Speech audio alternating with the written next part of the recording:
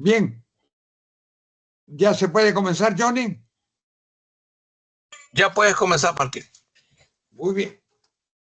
Muy buenas noches, mis distinguidos amigos. Lamentablemente solo veo a 4 alumnos de los 11 que somos en total. Quisiera que estuvieran todos presentes. Esta es la quinta sesión de este diplomado de Derecho Minero Ambiental. Y esta quinta sesión abarca 3 temas fundamentales que están íntimamente vinculados entre sí: la minería, los minerales y la mina. Bien, pasemos a la siguiente lámina. ¿Qué cosa es la minería? En primer lugar, es una actividad extractiva de minerales, pero no solo extractiva, sino que también se complementa con una actividad de beneficio. ¿Qué entendemos por la actividad de beneficio?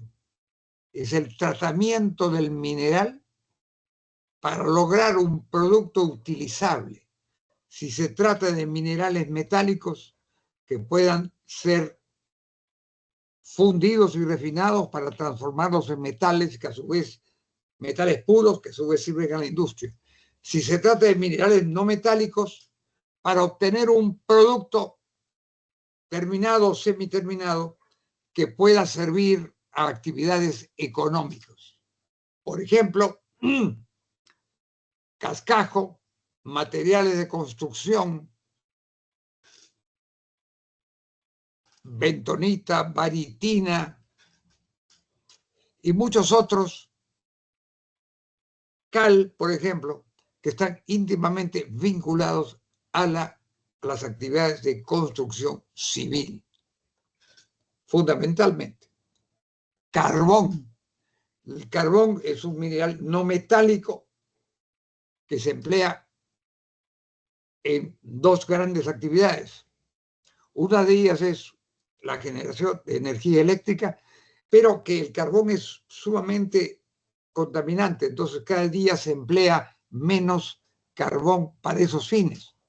Pero también existe lo que se llama el carbón coquificable, y el carbón coquificable es una de las 2 materias primas esenciales para la producción de acero. El acero es una mezcla en muchísimo mayor porcentaje de mineral de hierro metalizado y del carbón. Y ahí se produce el acero que sirve para todos los fines industriales. Toda la maquinaria, todos los automóviles, el acero de construcción civil, en general, todos los objetos todos los objetos, equipos y productos que se utilizan en la industria están hechos en mayor o menor porcentaje del acero. Y el acero es una mezcla del mineral de hierro con el llamado carbón coquificable, y esa mezcla se consigue en determinadas plantas y en base a determinados procesos industriales. Entonces, la producción de acero, que es la base fundamental de la industrialización de un país, tiene como sustento la minería. Ahora bien, entonces, la minería es una actividad extractiva que se complementa con una actividad de beneficio. Beneficio es sacar la parte útil del mineral, sea metálico o no metálico. Y de servicios relacionados. ¿Cuáles son esos servicios relacionados? El transporte minero. Pero no cualquier transporte minero, que ustedes pueden asociarlo con camiones, sino transporte en determinadas formas, que pueden ser fajas transportadoras, pueden ser tuberías, y existen en Perú ambas formas de transporte, y también cablecarriles, que hasta donde se sepa no existen en el Perú. Y también la comercialización. ¿Qué cosa es la comercialización? Es la venta del producto.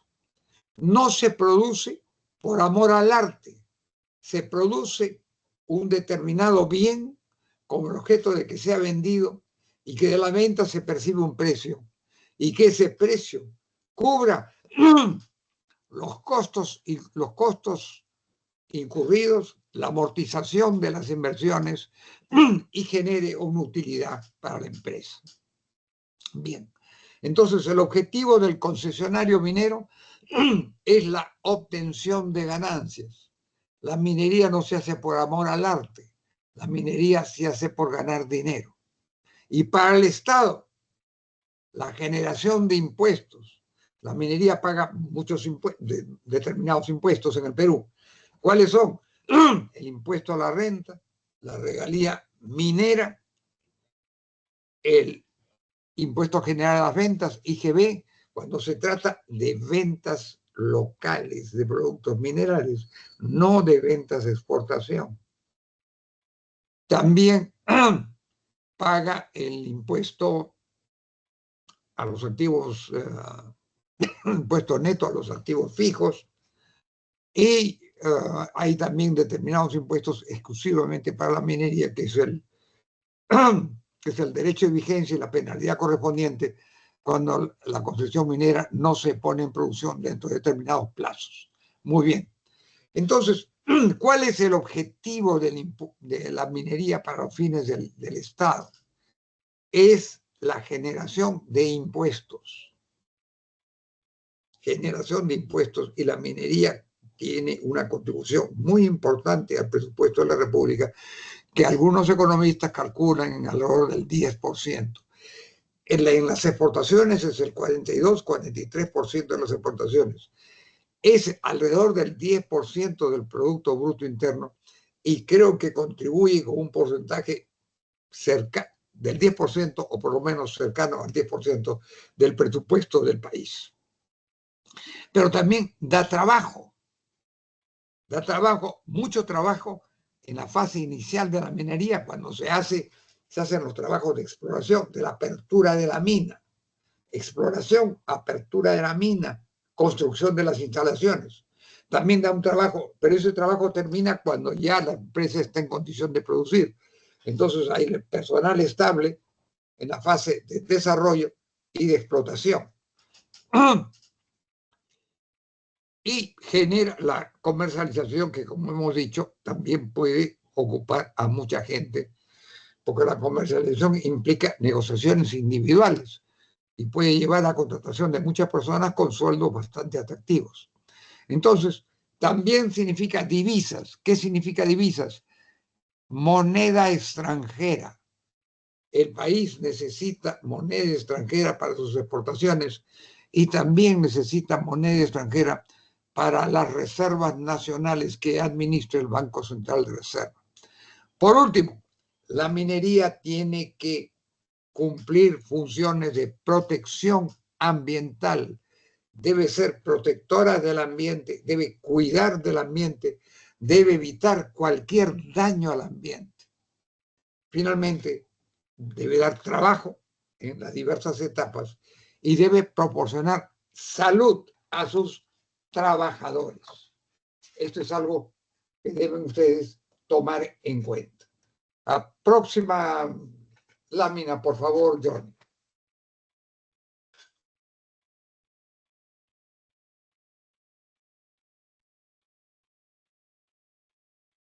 Johnny, por favor, importancia de la minería. Yo les he dicho a lo largo del curso que la minería es absolutamente necesaria para la vida humana, individual y en sociedad, para la vida de los países, de las regiones continentales, de las uniones de integración, de los pactos de integración. ¿Por qué?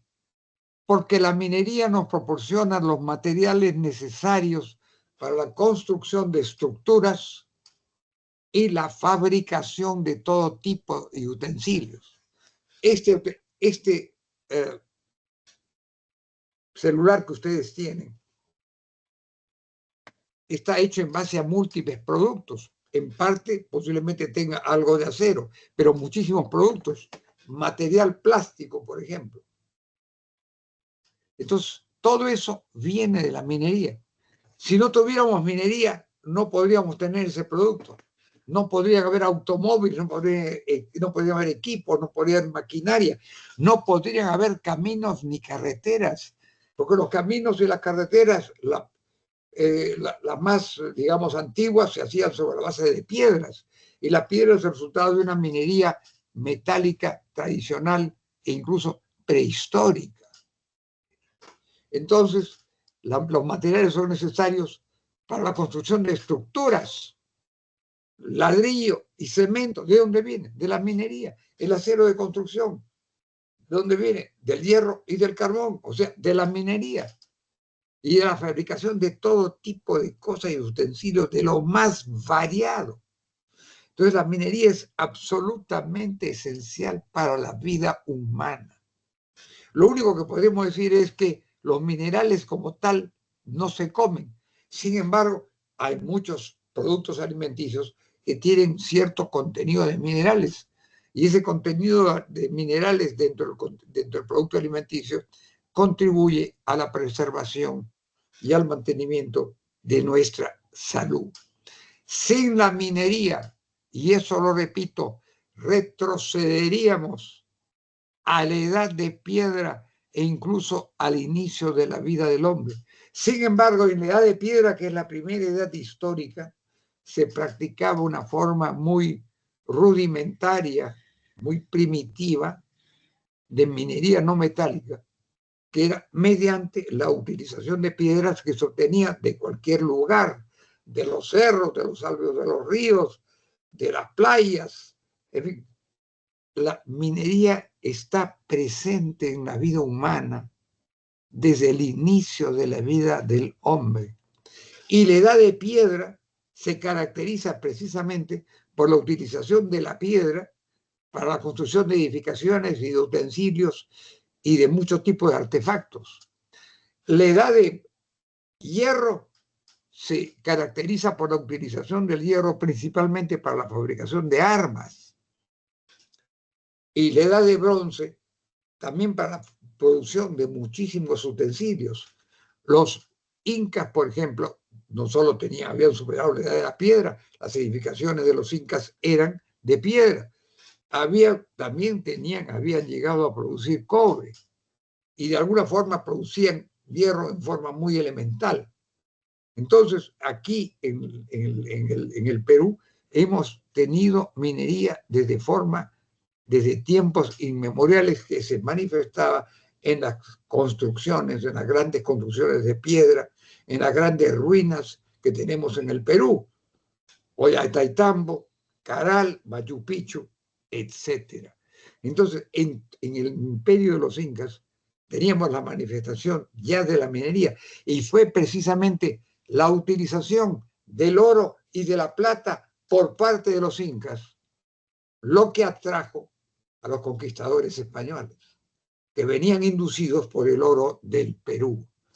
El oro en planchas que existían en el Coricancha y en muchísimos otros edificios y templos de la ciudad milenaria del Cusco, que es la capital histórica y arqueológica del Perú. Bien, entonces, diríamos, sin la minería retrocedíamos a la edad de piedra, incluso antes de la edad de piedra, incluso al inicio de la vida del hombre. Y lo mismo puede decirse de los hidrocarburos. ¿Qué son los hidrocarburos? Son sustancias generalmente líquidas o semilíquidas que son una mezcla de hidrógeno con carbono, de donde sale el petróleo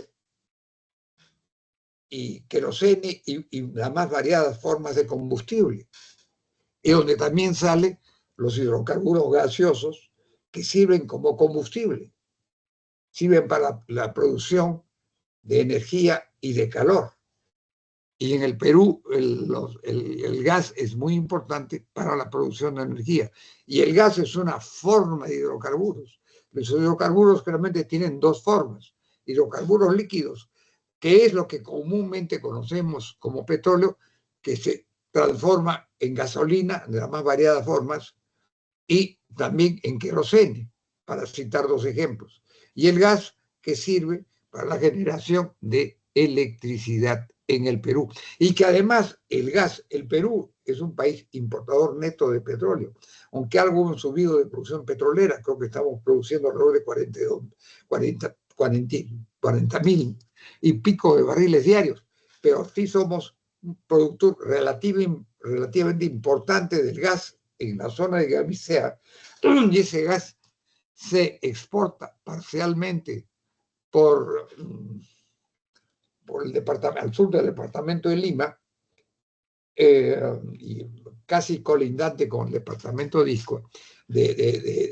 Ica, y tenemos también un gasoducto que va de Camisea a Pisco, y Pisco hay un ramal que va a Lima, y parte de ese gas se consume en Lima, en las industrias y en las casas, para generación fundamentalmente de energía. Ahora bien, los hidrocarburos son productos relativamente recientes, porque su explotación recién se inició a mediados del siglo XIX, y el primer pozo de petróleo se perforó y se obtuvo petróleo entre 1850 y tantos y 1860 y tantos en una localidad en el estado de Pensilvania, en los Estados Unidos. Luego se comenzó a explotar el gas. O sea que la explotación de hidrocarburos es relativamente reciente en la historia del hombre. Bien, vayamos a la siguiente lámina.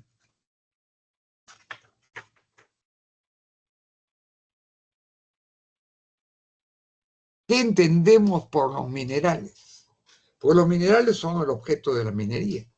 La minería se realiza precisamente para la extracción de minerales.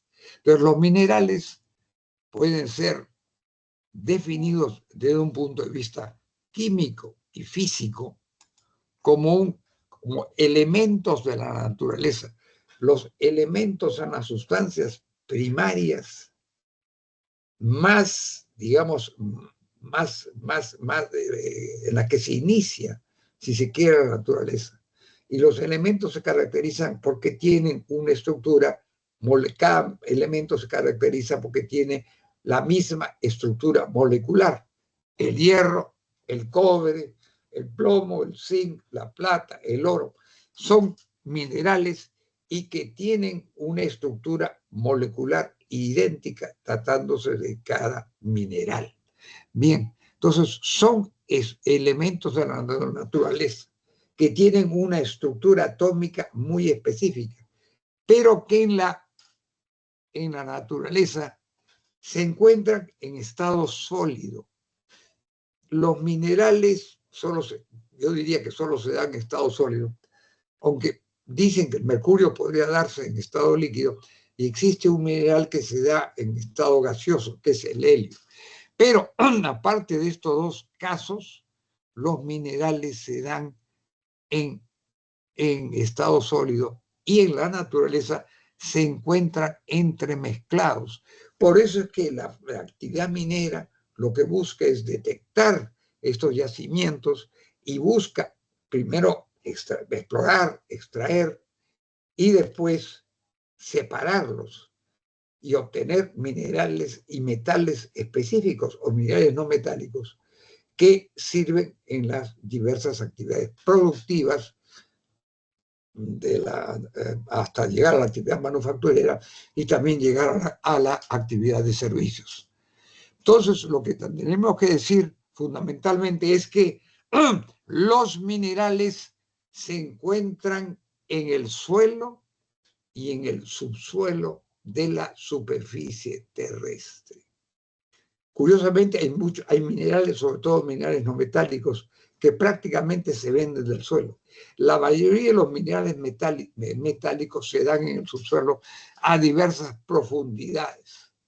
Bien, en el suelo y en el subsuelo de la superficie terrestre, pero también se da en el lecho marítimo y en el subsuelo del lecho marítimo. ¿Qué cosa es el lecho marítimo? El lecho marítimo es aquella parte de la Tierra en estado sólido que sostiene toda la inmensa masa líquida de los océanos, la inmensa masa líquida, marítima, de mar salado, que contiene una gran cantidad de elementos, y el mar, como ustedes saben, sirve para muchísimos fines, entre ellos el transporte de las personas, primero en balsas y en formas muy primitivas, y luego en barcos a petróleo, a gas, e incluso con combustibles atómicos, e incluso en submarinos atómicos que sirven, que son elementos de armas estratégicas muy importantes que solo tienen algunos países. El Perú tiene submarinos, pero no submarinos atómicos. Entonces, se da en la superficie terrestre, en el lecho marítimo y en el subsuelo del lecho marítimo. También se da en las riberas de los ríos, en los cauces y en los cauces y en el subsuelo de los ríos y en los albios de los ríos.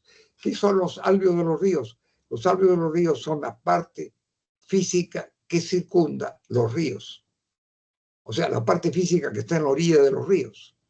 Y también la base física de los ríos. Ahí se encuentran muchas veces minerales. Ahora bien, lo que nosotros debemos dejar dicho es que la explotación minera hasta ahora solo se ha dado en la superficie terrestre, no así en los hidrocarburos, donde cerca de un 25% de la producción de hidrocarburos se realiza en pozos petroleros marítimos, que incluso se ha dado en pequeña cantidad en la costa peruana, pero se ha dado mucho en el Golfo de México, en las costas cercanas a los Estados Unidos y en las costas cercanas a México. Y también se ha dado mucho, se ha dado muchísimo en el Mar del Norte, que es un brazo del Océano Atlántico, en las costas de lo que se conoce tradicionalmente como Holanda, aunque ellos quieren que se le llame Países Bajos o Neerlandia, y también se ha dado mucho en el Mar del Norte, al lado de las costas de Escocia, e igualmente en el Mar del Norte, en la parte más septentrional del Mar del Norte, en los fiordos y en las costas de Noruega, que es un importante productor petrolero. Ahora bien, como le decía, la explotación marina hidrocarburífera origina cerca del 25% de la producción hidrocarburífera, que en estos casos se da generalmente en el gas. Muy bien, vayamos entonces a la clasificación de los minerales. Vayamos a la siguiente lámina, por favor. Entonces, los minerales se clasifican conforme a ley. Y también hay una clasificación económica, técnica, física, ¿no? Los minerales, para los fines del texto único ordenado de la Ley General de Minería, se clasifican en metálicos y no metálicos. ¿Cuál es un metal metálico? Oro y plata, platino, que son metales preciosos. Pero también tenemos metales básicos ferrosos, el mineral de hierro. Y luego tenemos metales básicos no ferrosos. ¿Cuáles pueden ser? Cobre, zinc, bueno, cobre, zinc, molibdeno y muchos otros más. Cobre, zinc, plomo, estaño, aluminio, molibdeno y muchísimos más. Son metálicos básicos no ferrosos que tienen un empleo y una utilización muy variada en la industria manufacturera de los países. No se puede llevar adelante la industria manufacturera si no se tiene una base de suministros de minerales metálicos y también de no metálicos. Porque, por ejemplo, el producto del cemento, que es absolutamente esencial para la construcción con materiales nobles, se hace en base a calizas, a yacimientos de calizas. Y también hay yacimientos de minerales no metálicos para la producción de ladrillos. Bien, además de estas clasificaciones económico-productivas, tenemos los metales menores. El Perú tenía una importante producción de metales menores cuando funcionaba el complejo minero metalúrgico de Loroya, en la ciudad que lleva ese nombre. Bismuto, indio, cadmio, selenio, entre otras cosas. Bismuto, se utiliza mucho el bismuto para diversos fines, incluso para fines medicinales. Indio, selenio, cadmio, y el Perú los producía en la refinería de Talara, pero la refinería de Talara ha dejado de producir desde el año 2008, desde los años 2008-2009, de manera que ya no producimos esos metales menores.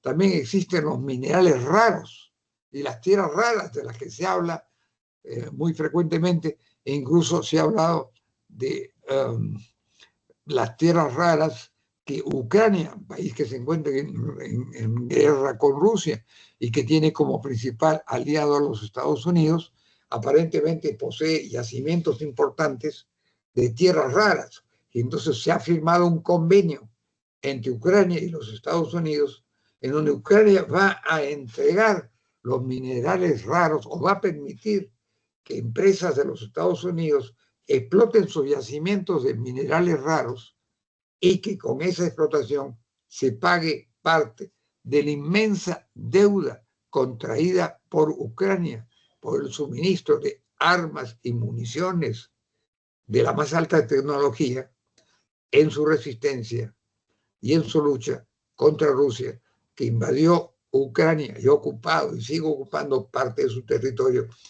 desde febrero del año 2022. Bien, los minerales no metálicos comprenden una gran variedad, incluyendo, como dije, el carbón, la sal, que es muy importante para la alimentación humana, en pequeñas cantidades, pero es importante. Los materiales de construcción, que son minerales no metálicos, de los que les había hablado antes, mármoles, muy importante para la construcción de grandes monumentos, de grandes palacios, venían columnas de mármol y estructuras de mármol, bentonita, baritina y otros más. Esto vendría a ser la clasificación fundamental, principal de los minerales. Bien, vayamos entonces a la siguiente lámina.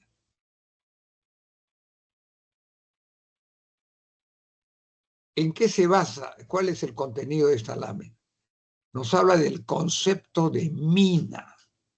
El concepto de mina tiene, si se quiere, tres grandes expresiones o manifestaciones. En primer lugar, se considera mina el yacimiento, que es el lugar del territorio donde se ubican, se concentran minerales en un volumen, en una cantidad, en un tonelaje y calidad que permite su explotación económica. Si no hay yacimientos minerales en el tonelaje suficiente, con las reservas probadas suficientes y con ciertas calidades mínimas de calidad, que signifiquen que no son minerales contaminantes, no es posible la realización de la actividad minera, que es la base de las siguientes actividades económicas. Bueno, también llamamos mina al lugar donde se lleva a cabo una explotación minera por métodos tradicionales. Los túneles, por ejemplo, en Patás tenemos minería aurífera en base a túneles, socavones. Los socavones son grandes túneles, son grandes perforaciones que se realizan al interior de la tierra y que pueden ser de mayor o menor dimensión y en donde es absolutamente indispensable que para que se pueda trabajar en minería con esos socavones, deben reunir determinadas condiciones de seguridad, estabilidad, que no amenacen derrumbes. Esos derrumbes, si se caen, pueden matar gente, dañar equipos y maquinarias y además impedir la actividad minera como tal. Entonces, los métodos tradicionales es a través de túneles, socavones, que son formas de túneles más elaboradas, que deben tener un determinado ancho, una determinada altura, y donde la base de arriba, el techo del socavón, tiene que asegurar su estabilidad de manera que no origine derrumbes y no se caiga encima del túnel.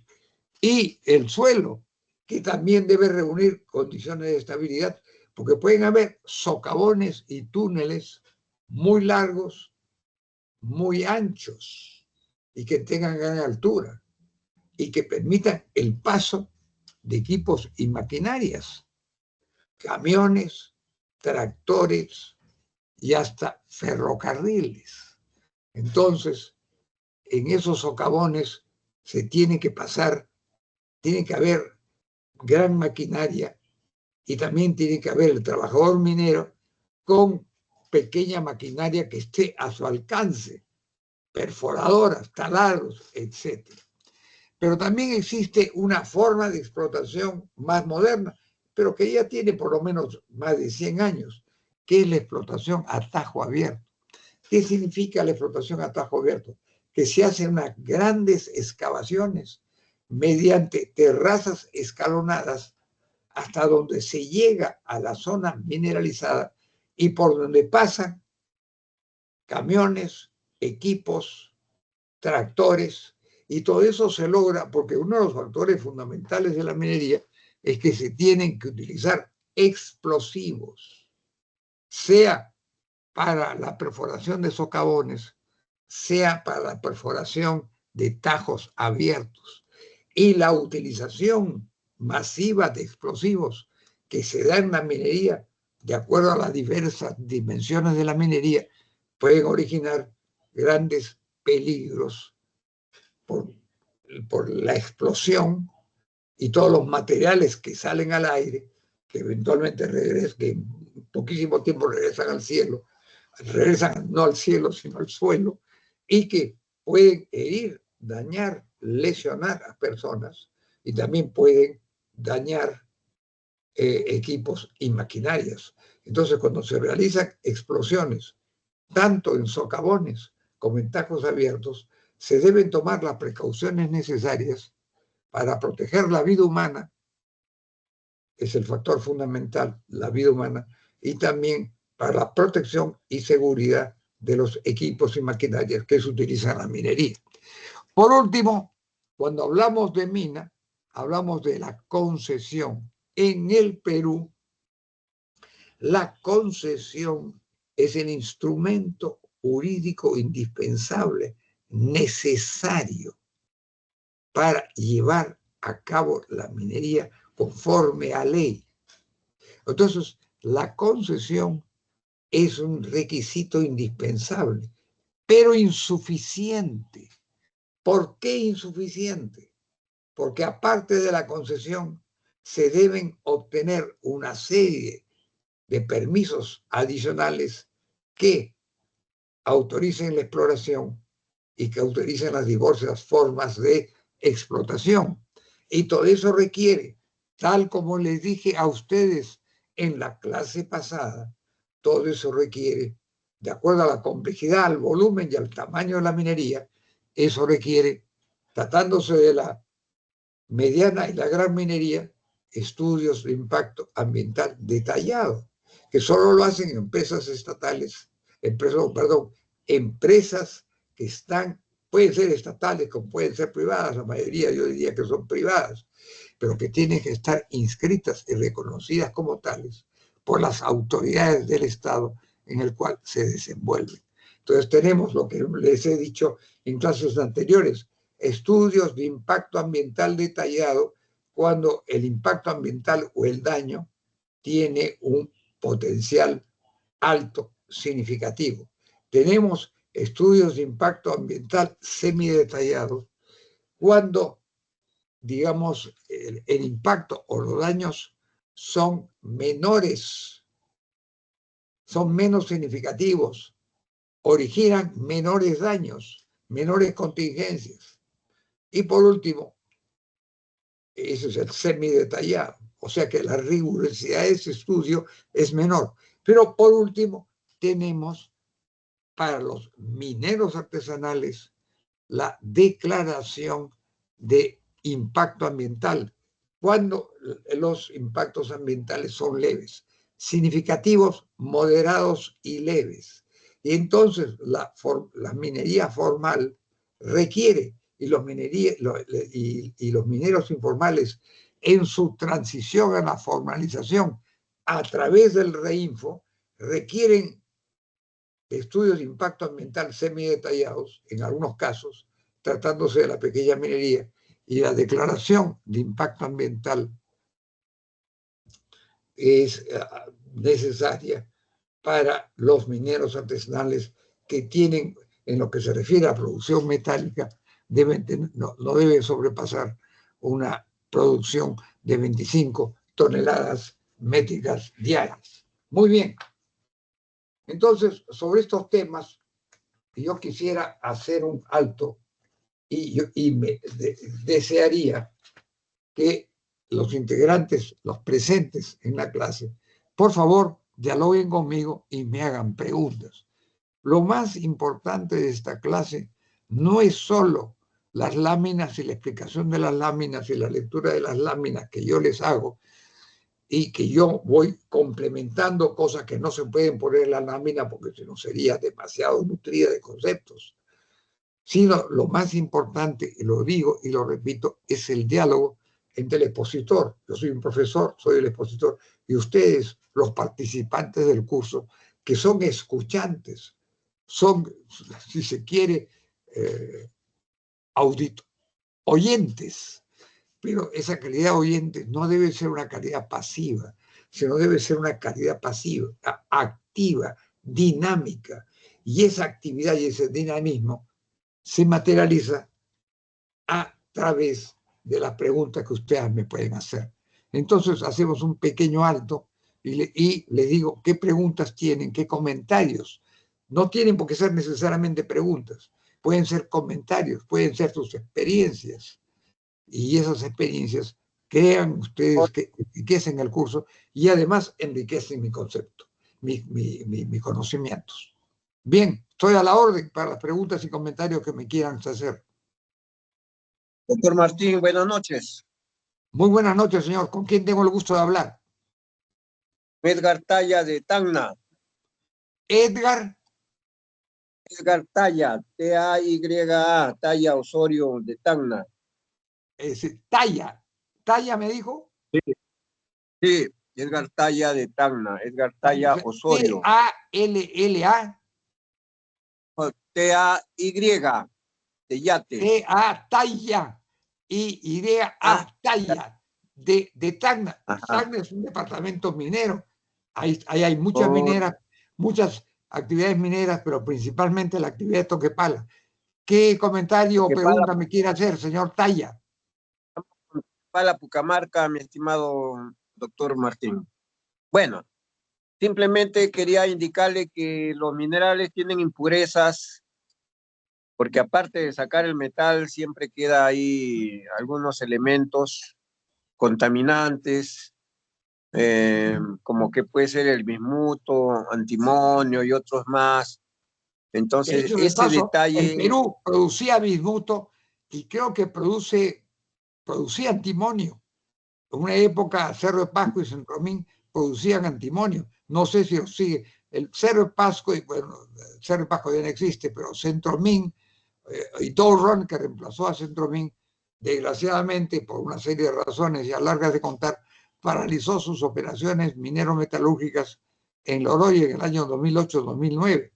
O sea que creo que el bismuto definitivamente y los otros metales menores que les había dicho ya no se producen. Pero usted se ha referido a otro, el antimonio. Creo que el antimonio sí se produce en ciertas minas en el Perú. ¿Me puede indicar? Ya, no, yo decía que que se llama, si nosotros sacamos un metal importante, un metal importante como cobre, plomo, zinc, muchas veces acompañando a esos metales vienen otros metales que le quitan valor al concentrado, ya lo consideran como impurezas y eso lamentablemente van a los relaves. Entonces, ahí me gustaría que nos comente sobre esos pasivos ambientales. Bueno, fíjense ustedes, los relaves son un pasivo ambiental muy importante. Y los relaves en algunos casos se echaban a los ríos, con los cuales se contaminan los ríos. Y en algunos casos, en una época en la bahía de San Nicolás en Hierro, Perú, se echaban los relaves de las plantas de beneficio de San Nicolás, donde se producían diversos minerales o concentrados de mineral de hierro. Entonces, el relave es el desecho del beneficio minero que tiene un alto contenido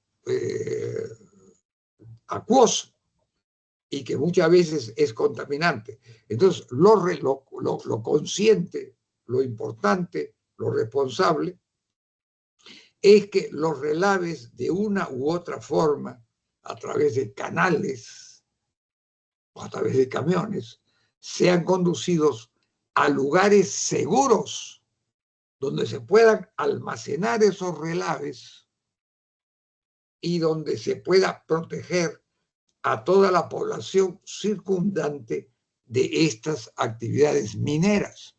Yo les diría, por ejemplo, hay relaves en Tacna, usted lo sabe, eso lo debe saber, señor Talla, pero también hay muchos relaves, quizás en menor cantidad, pero existen muchos relaves en la cuenca del río Rímac y que muchas veces están almacenados cerca de la carretera central y cerca del río Rímac. Y esos relaves tienen que ser almacenados y tienen que ser contenidos, tienen que haber muros de contención de esos relaves para que no contaminen el agua del río Rímac, que es precisamente el agua que se utiliza en la ciudad de Lima, que tiene más de 10 millones de habitantes.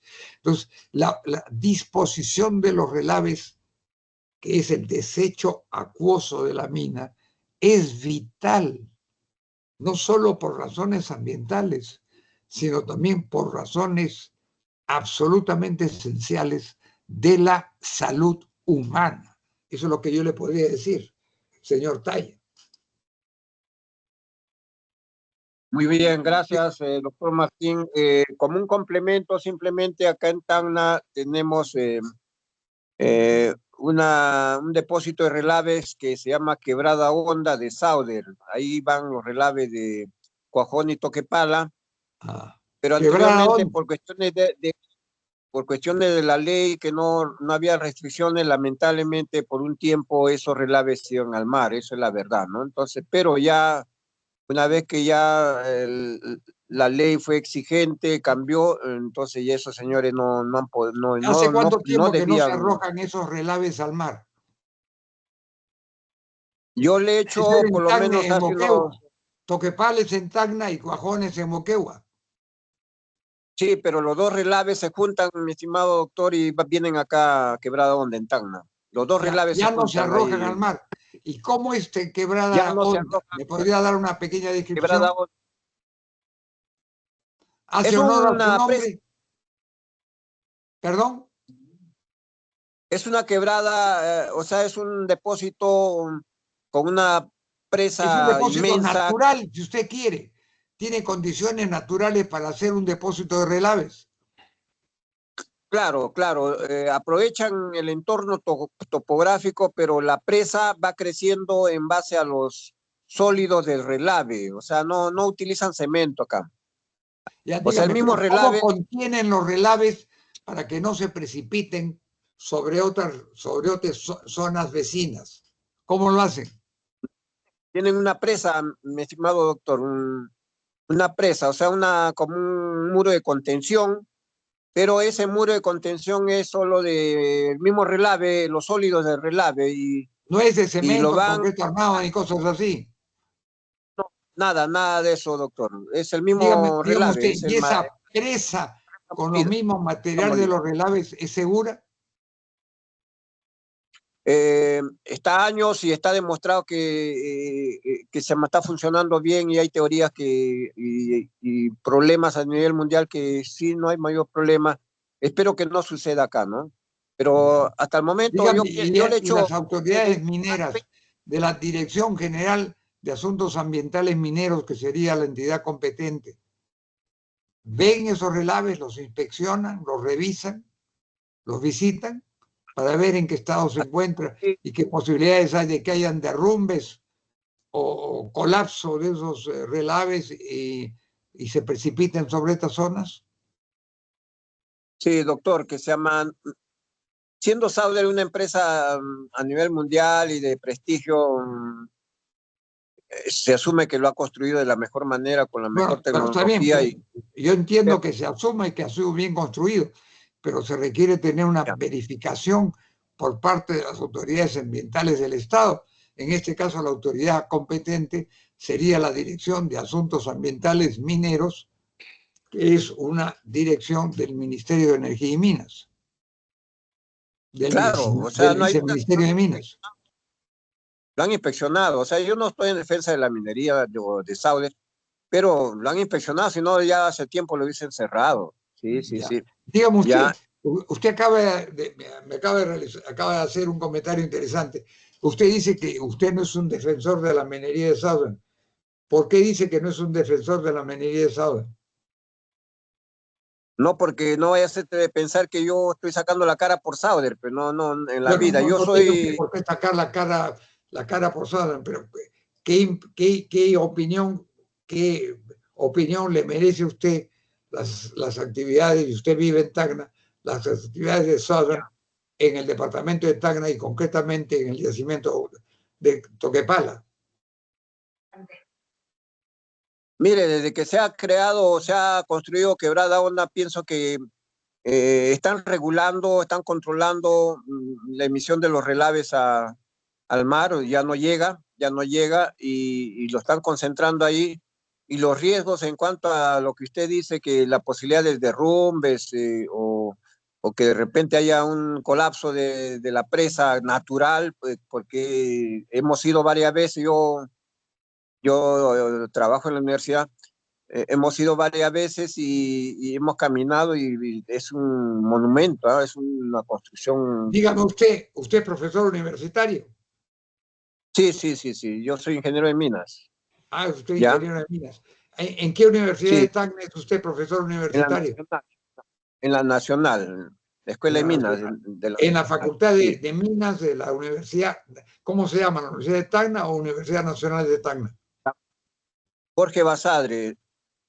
Jorge Basadre, en honor del historiador. Dígame usted, ¿tiene muchos alumnos? Sí, lo normal, mi estimado doctor.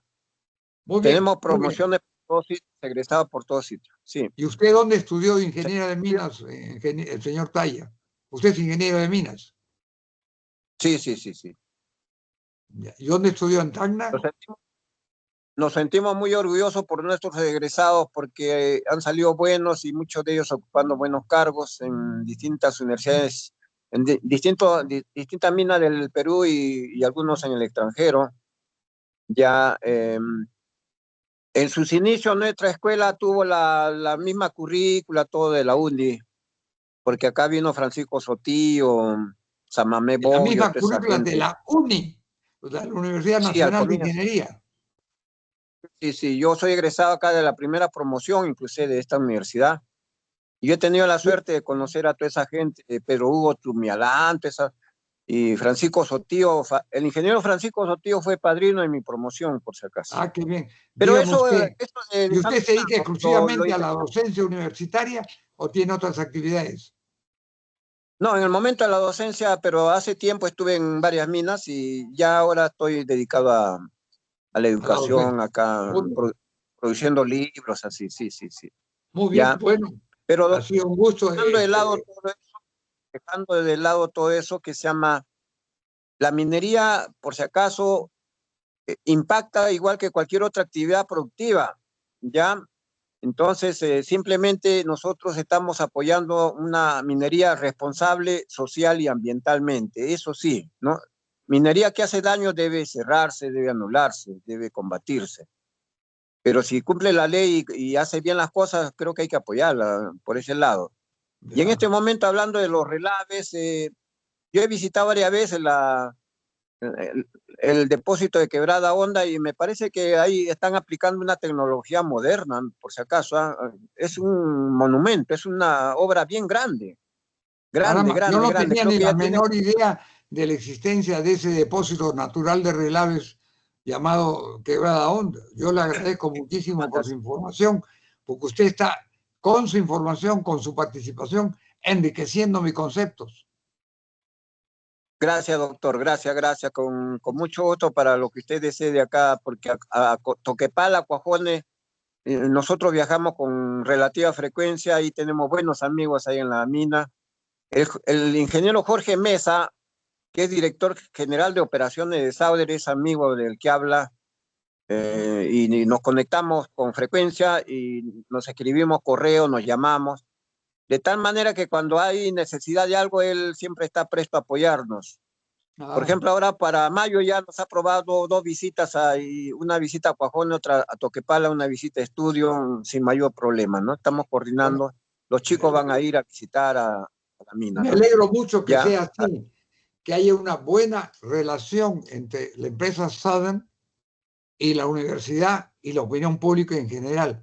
Es muy importante para las empresas mineras desarrollar buenas relaciones con las universidades y en general con todos los entes sociales del lugar, sean educativos, sean académicos, sean caritativos, sean del índole que fuere. Es muy importante.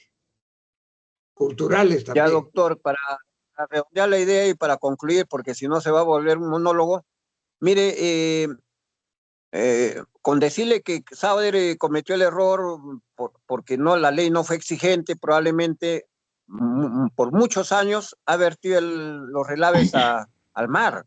Sí, Ya, sí. de ahí que Yo tenemos ahí recuerdo la haber bahía de ido, Ite, y es una zona bahía de limítrofe Ite. entre Tacna y Moquegua. Yo recuerdo haber estado ahí en el año 2005 o algo así, cuando ejercía una función pública, creo que cuando era SAR anticorrupción, y creo que vi que arrojaban minerales relaves al mar. Me alegro que hayan descontinuado esa práctica y ojalá que esa práctica no haya ocasionado una contaminación excesiva en esas zonas. Sin duda, doctor, sí, hay pasivos, y no le digo que la bahía de Ite es una zona contaminada donde todos los relaves de Saude llegaba por una buena cantidad ¿Y de años. sigue De tal contaminada o manera, se ha ido descontaminando? están tratando de sanear ahí, hacer ya que se llama bioremediación, otras tecnologías, Porque esa tratando, pero contaminación debe arruinar la actividad ha llegado, pesquera, ¿no? ¿cómo dice? Esa contaminación debe arruinar la actividad pesquera. Sí, sin duda, esa zona técnicamente como que está muerta, ¿no? ¿Para qué decir? Ahí no, la gente no se puede bañar, ni los peces tampoco hay, o sea, es como una zona muerta toda esa zona. Eso Nadie no hay puede que, pisar, ni mucho menos bañarse, ni mojarse con esa agua contaminada.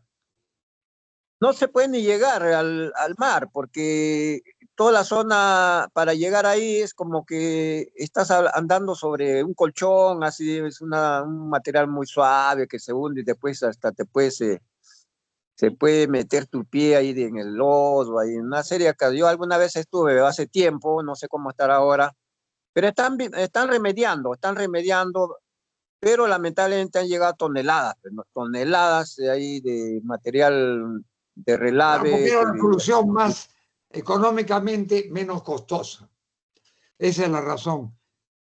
Menos costosa para la empresa, pero más costosa para la sociedad y el Perú. Eso es un defecto de usado en Perú, que desarrolla actividades productivas muy importantes, pero que descuidaba el aspecto ambiental. Sí. No hay duda, eso Pero frente a ello yo veo a Quebrada Honda como una obra importante, interesante. Sería bueno que entre ahí a internet y lea sobre Quebrada Honda. Es Voy a una intentar, le obra... agradezco mucho su información. Muy bien. ¿Alguna Qué otra bien, qué bien. persona Gracias. quisiera hacer un comentario? Martín, Jorge Coronado levantó la mano. A ver, señor Coronado, a la orden, diga usted.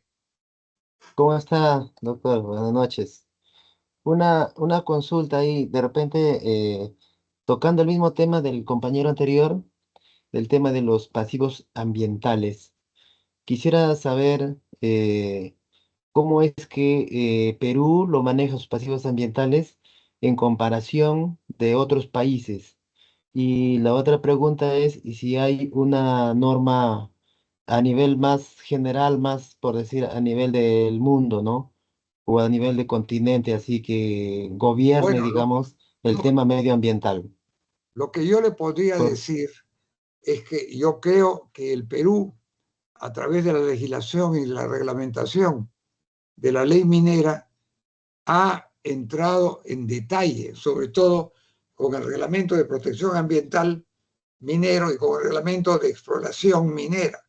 O sea que la legislación se ha vuelto mucho más exigente.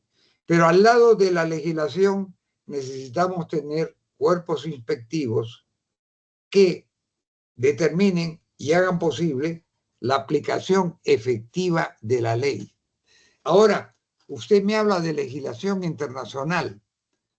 Le voy a ser franco, no conozco tratados internacionales sobre asuntos ambientales mineros y hasta donde yo sepa, y sigo de cerca la evolución legal de estos temas, el Perú no es parte, hasta donde yo sepa, de ningún tratado ambiental minero que vaya, por ser un tratado, o sea, un acuerdo con otros países, un acuerdo bilateral o multilateral, bilaterales con un solo país, en este caso Toquepala está cerca de Chile, sería con Chile, o multilateral con varios países.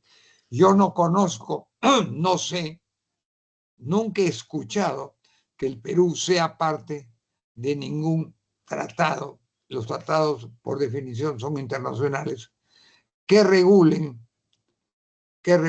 los pasivos ambientales y que establezcan normas, en primer lugar, para prevenirlos, para evitarlos, y en el caso que ya se hayan realizado, para remediarlos y para hacerlos desaparecer. Porque el autor de acuerdo a los conceptos que les estaba indicando antes de derecho ambiental, quien ocasiona el daño ambiental, la persona natural o jurídica, empresa minera o cualquier tipo de empresa, no solo que ocasiona daños ambientales, tiene que reparar el daño ambiental y si hay daños y perjuicios a instalaciones o a personas, debe indemnizar a los dueños de esas instalaciones y a las personas que se hayan visto afectados en su salud por esos daños. Pero no conozco de ningún tratado internacional relacionado con el ambiente.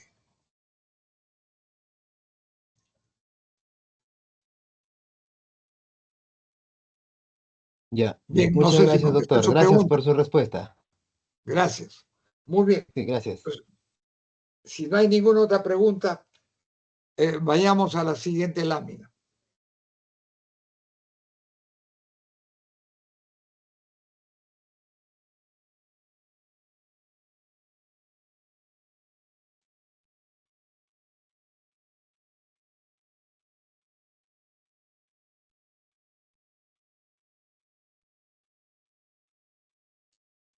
A la siguiente lámina, por favor, Johnny, te ruego.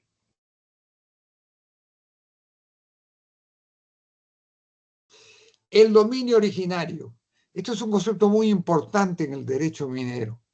¿Qué entendemos por el dominio originario? El primer dueño del recurso minero explotable. O sea, el primer dueño de los recursos naturales mineros, y en este caso por extensión de hidrocarburos, y que ese primer dueño es el que generalmente autoriza la explotación de estos recursos. Dominio originario es el primer dueño. Y hay diversos sistemas para determinar quién es el primer dueño del recurso natural minero o del recurso natural hidrocarburífero. Siguiente lámina.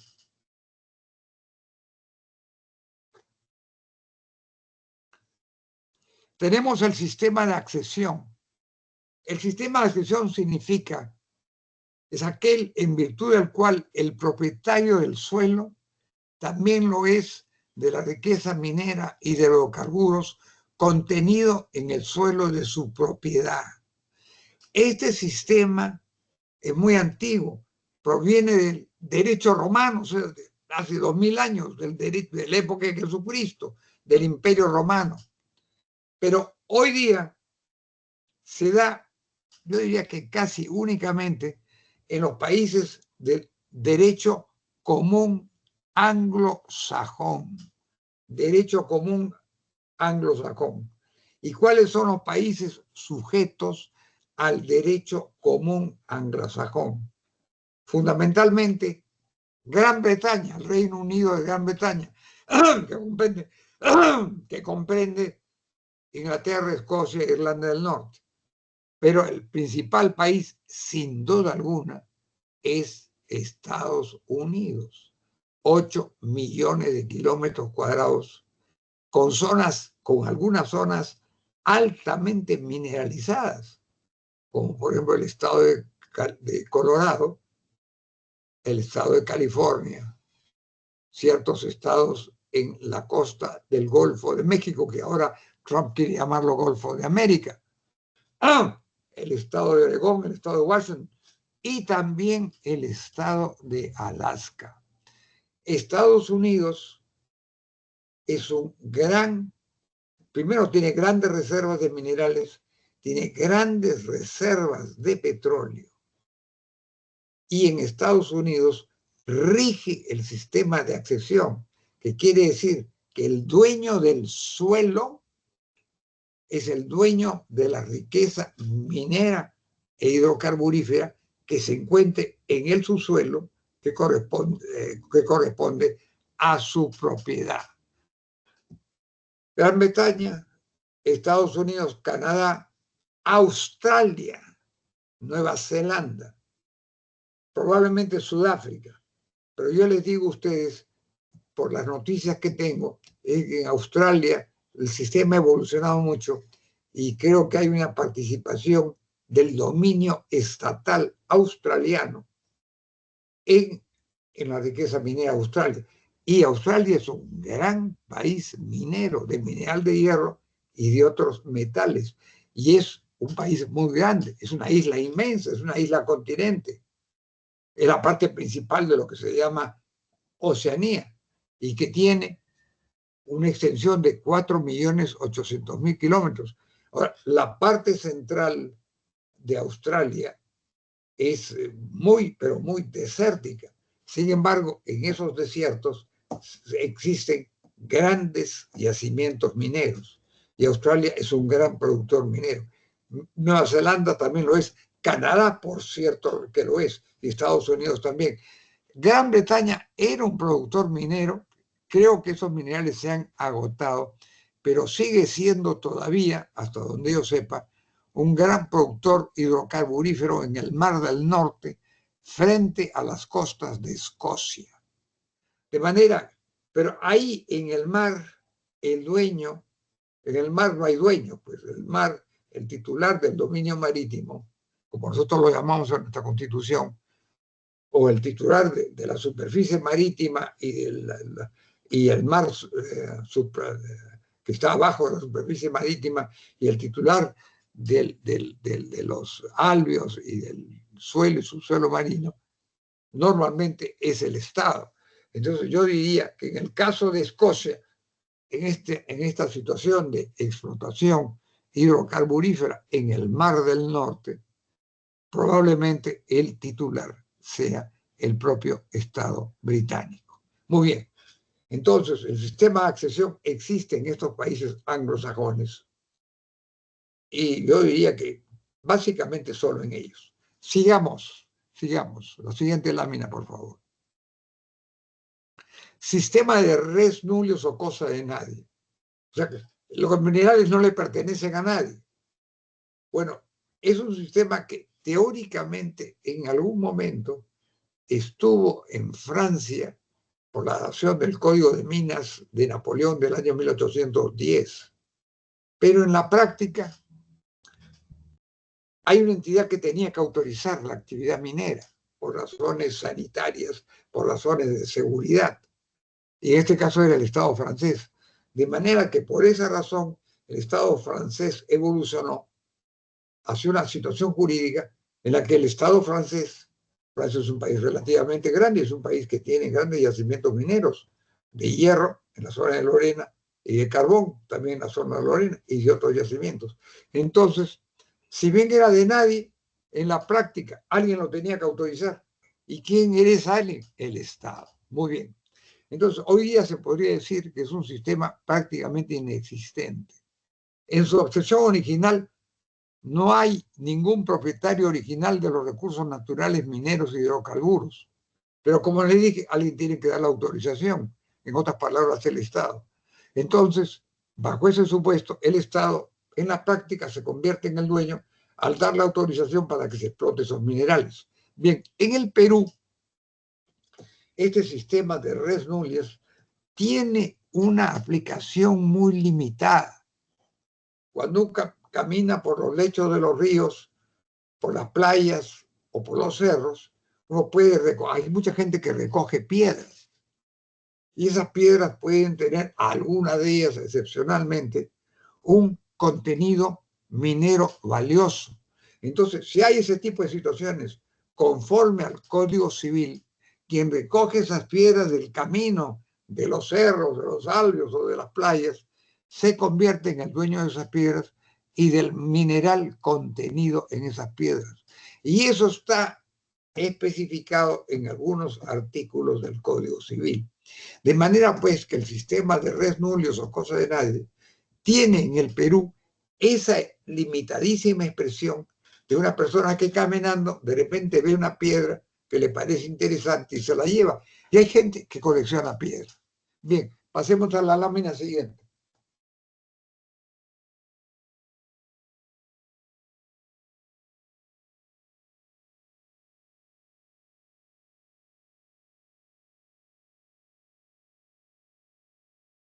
Tenemos entonces el sistema dominalista.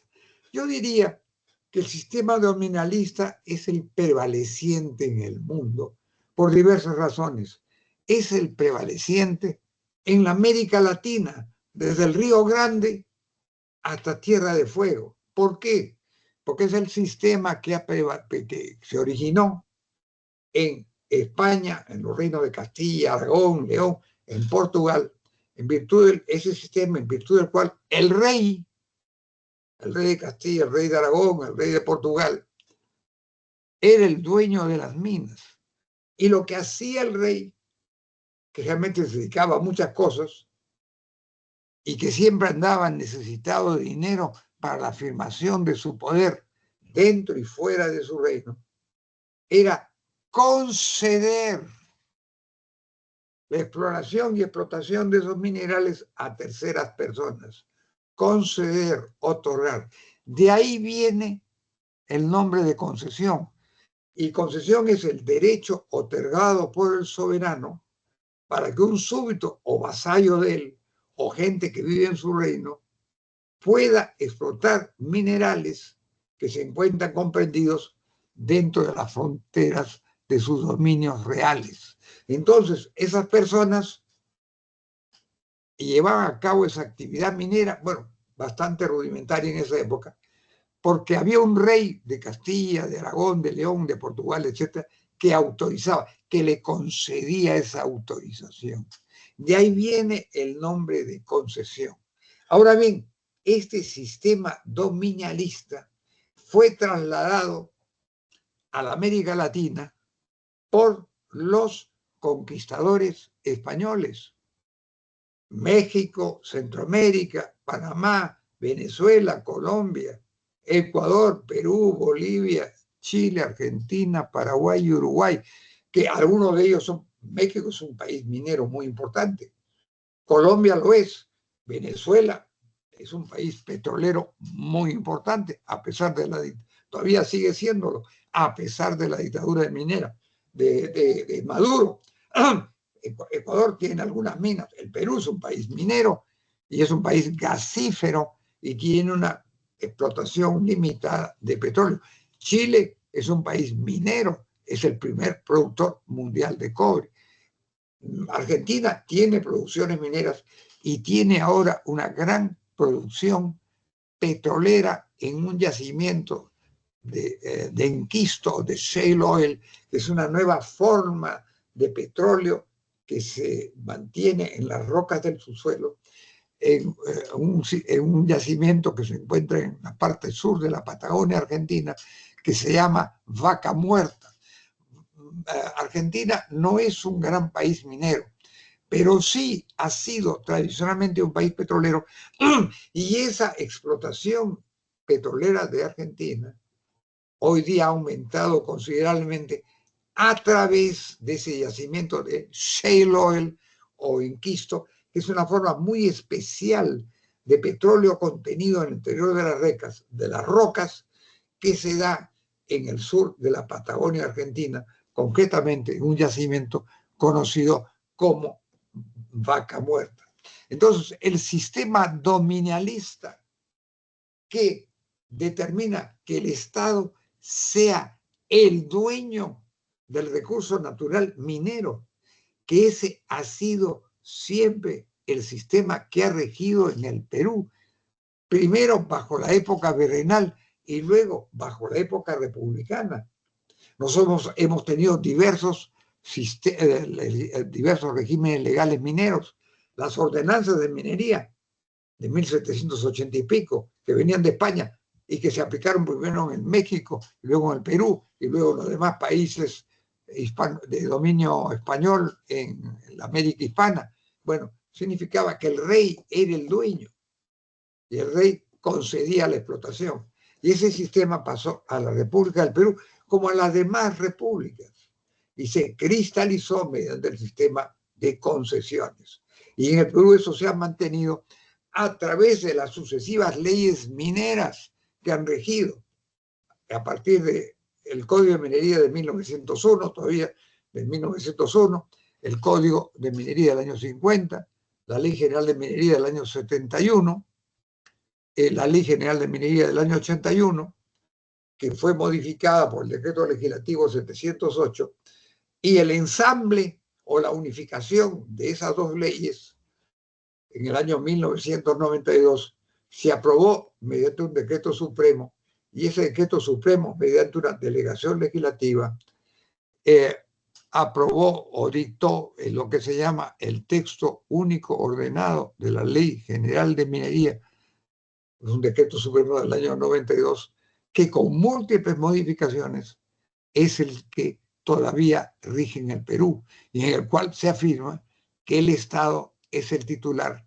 del recurso minero y que autoriza sus explotaciones a través de concesiones. Pero ya también sabemos, y lo voy a reiterar en las próximas clases, que la concesión es un requisito indispensable, pero es insuficiente, porque se requiere de una serie de permisos adicionales para llevar a cabo la exploración, que es la búsqueda del recurso minero y la determinación de las reservas, y luego el desarrollo, que es la construcción de todas las instalaciones y de todas las obras de ingeniería necesarias para llevar a cabo la apertura del socavón, la apertura del tajo, comunicaciones, plantas, maquinarias, ¿no? Eso es lo que se llama el desarrollo hasta llegar a la explotación. Y la explotación no es otra cosa que la extracción de ese mineral. Y ese mineral en bruto muchas veces tiene que, en inmensa generalidad de los casos, yo diría que en casi todos los casos, tiene que ser tratado en diversas plantas de beneficios. ¿Para qué? Para obtener un concentrado que no llega a ser un metal, pero que tiene un contenido metálico más importante y que es la materia prima para someterlo a fundiciones y refinerías e instalaciones de índole parecida o distinta que lleven a un mineral metálico fundido y eventualmente a un mineral metálico refinado con un contenido metálico del 99.99 de pureza. Y en Perú existía un complejo minero metalúrgico de Loroya que ya no funciona, que tiene más de un siglo, pero existen todavía determinadas fundiciones y refinerías, particularmente en el sur del Perú, particularmente en Hilo, hay una fundición y hay una refinería. Como también me parece que hay instalaciones de fundiciones y refinerías o que llevan o que tratan el mineral para convertirlo en concentrados y en quizás una forma de metálico en Cerro Verde. Como también hay instalaciones de concentrados en el gran yacimiento de Antamina, que es un yacimiento polimetálico, pero fundamentalmente de cobre, que se da en la parte del departamento de Ancash, más allá de la Cordillera Blanca, y que se exporta mediante una tubería, que es un sistema de transporte reconocido por la ley. Las tuberías, ya sabemos que hay fajas transportadoras, tuberías y cablecarriles, y entonces ese mineral proveniente de Antamina se exporta mediante el sistema de tuberías, se lleva al puerto de Guarmey y de ahí se exporta a los barcos al mercado internacional. Muy bien, con esto, estimados participantes, terminamos la clase de hoy día, que espero haya sido bien entendida, bien asimilada, bien comprendida por todos ustedes. Y si alguien tiene una pregunta, estoy a la disposición.